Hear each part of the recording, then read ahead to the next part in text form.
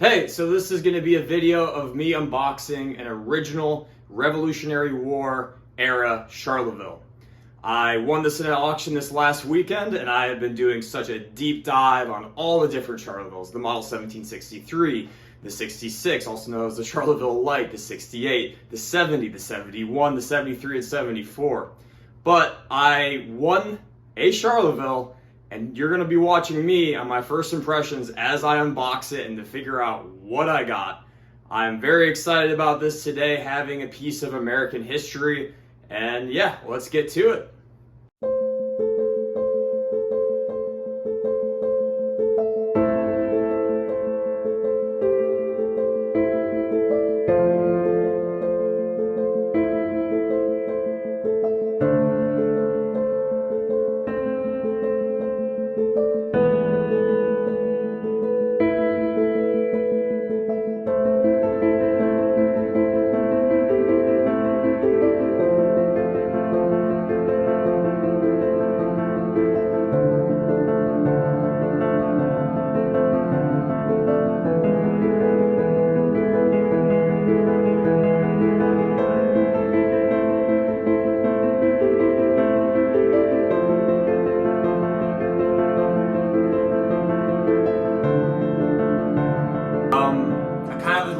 Quick backstory about the auction.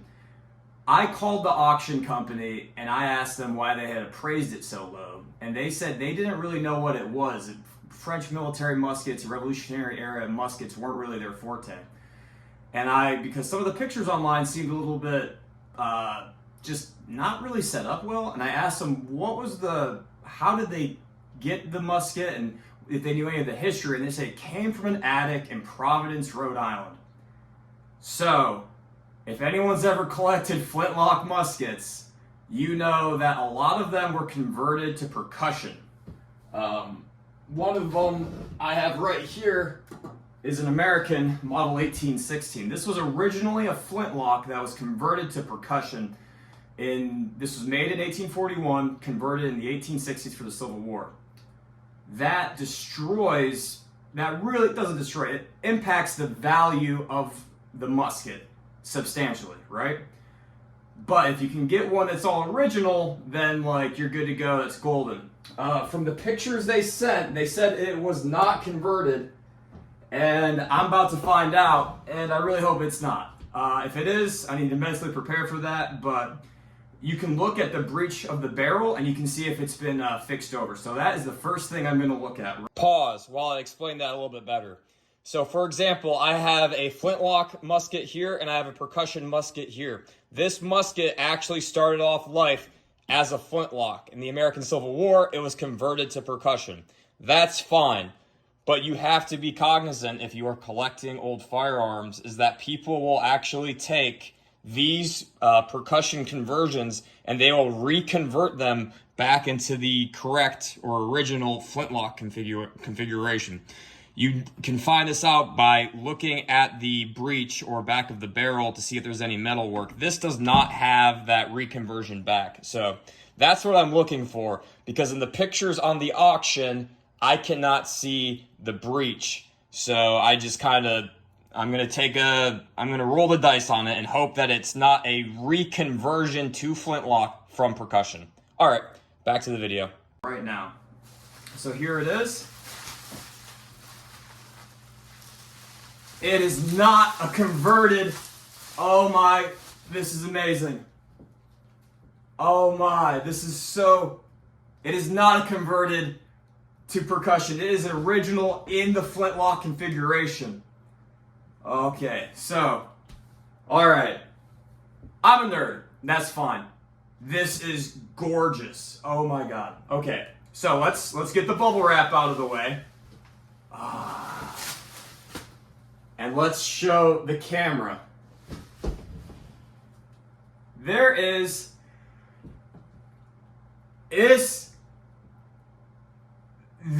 was not in the pictures. Okay, so I need to grab the camera. I'm already noticing a few things right off the bat. This is amazing. This is everything I could ever want just from first inspection.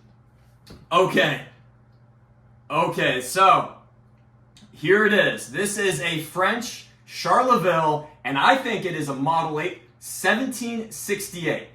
So from the 1763 until 1777, the Charleville went through 5 or 6 different variations.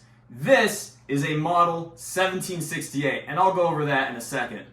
But there is something that the auction company missed. And I think I know now I got this thing at a deal.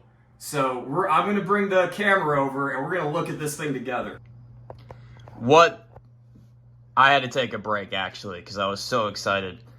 Why I was so excited is because of that right there. That is a D with a star above it.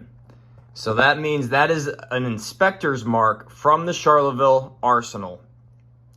That inspector's mark, that D, that was not in the posting for the Flintlock on the, they did not mention or take photos of that D. Anyone that collects will know that the more correct to how it was when it left the factory is the good, that is what you're trying to get. So I have a Charleville barrel. Over here, we have a D. That is also another proof mark. And then we also have the initials, presumably, of the soldier that carried it. This was carried by a soldier in the American Revolution. Whether it was militia, whether it was the Continental Army, it's hard to tell. But the American muskets are known for having initials, right? And we have the proof mark on the stock. We have the proof mark on the barrel. And you see the D again right there above the Charleville, the proof mark on the lock. So, looking at it, it is obviously a very rusty, dusty firearm. But that is perfectly fine. That is what I was originally looking at. You can tell just how the rust works and how that barrel has not been reworked, that is original and correct. Working our way left. The Model 1768s, they have the rear spring barrel bands that are held in by spring tension. The Model 1763s and 1766s do not have the spring tension barrel band. So that I have this, I assume this is a 1768. I have a bunch of books I will be utilizing over here that I'll go through and get the measurements. But yeah, that spring tension rear barrel band, that is expected. Another spring tension barrel band right there, that is on almost all the Charlevilles. And then up here, it seems like the spring is being held down, or I have to figure out what's going on there. If that's jamming into the wood, I think somebody has jammed the wood off. But that is correct. So the fact that this bayonet lug is on top, that is what was in the Model 1768 Charleville Flintlocks. The 1763-66s and the 1763s and the 1770s, 71s, they all have the rear, the front lug for the bayonet underneath the barrel. We have not a trumpet style charging rod. I'll have to learn more about that. From just first looks, that looks correct. If we come back here to the lock, the piece that I know is not original to this 1768 is this reinforced cock. That is not correct to a Model 1768. The Model 1768 would have had a flat cock on the back right here. Also, the top of this. Okay, so that is, I thought that was more rounded. That seems to be less rounded. And I have already cocked it, and there's no audible noise for the for when you go to half cock, but there is one when you go to full cock. So I will record that next. But yeah, that mark is the inspector's mark from the arsenal in France. So this flintlock was made in about 1768 to 1770. It was then kept, it's kept in an original French configuration. Now, if they fixed it or updated it in France, no way really to know. But the fact that the barrel, the stock, and the lock all have that D star proof mark, that is correct to a Charleville. Yeah, that's amazing.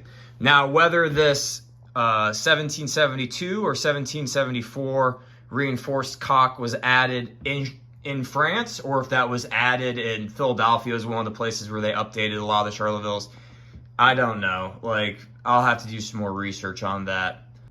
So what's interesting is you can see where there's like this almost fuzz. It's like dust, but it's just on the side that has the lock plate. But if you flip it, there is no dust. There's not that fuzziness. So I just assumed that it was either laying on this side, facing the lock plate up, which would make sense. Maybe it was leaning against something. Also, this side of the wood is the one that's got the initials, the CF there, and the D proof mark. This side of the stock is much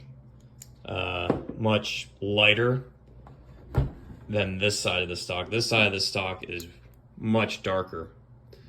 Another piece I've noticed is that the front muzzle cap is like smashed in there. You can kind of see that right there, where it doesn't quite go over that pin, but you can see where the wood has been pushed back right there. So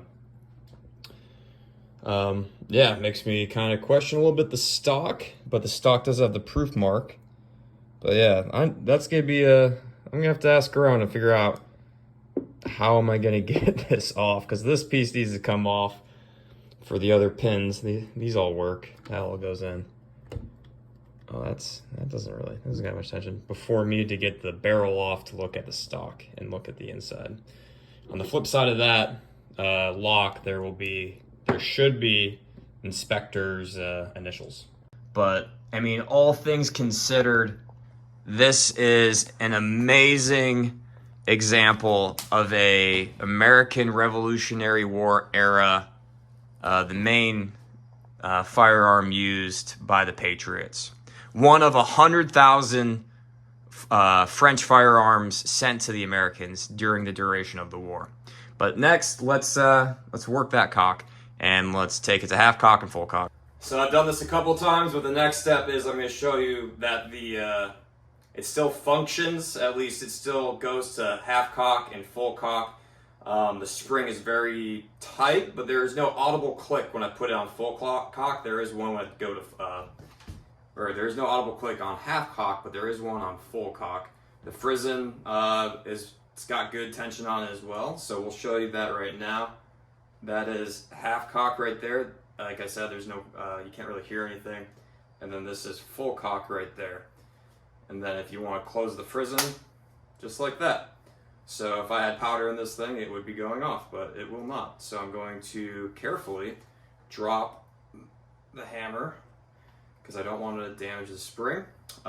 Just from looking at it and how it seems to hold the same patina, the same rust, I actually do believe them that it came from an attic in Providence.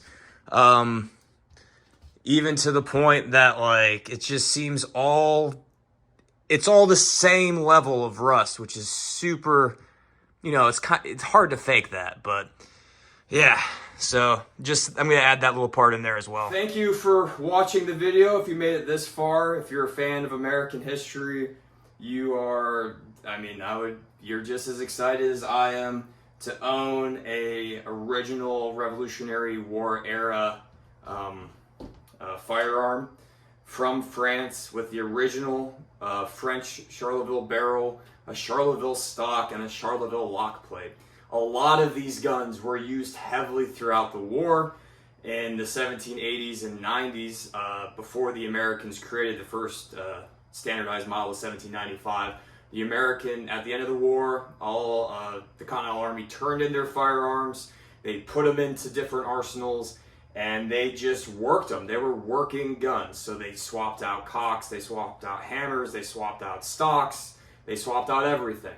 So to get a French Charleville that has a Charleville stock with a barrel, with a lock, and the only thing that appears to be replaced is this reinforced cock right here. I mean, that's a good day. That's a good day for me and anyone else who enjoys Revolutionary War history. So, again, thanks for watching the video. I hope you enjoyed yourself, and I plan to make some more videos going in depth about the different models of Charleville. I think that would help somebody. I noticed there wasn't really much on YouTube, but there's a lot of very subtle differences between the 63, the 66, the 68, the 70, the 71, the 72, the 74, and the 1777. But this is a good representation of a model 1768. And if you want to see more Revolutionary War or early American history content, please subscribe to the channel and have a great day. Take care.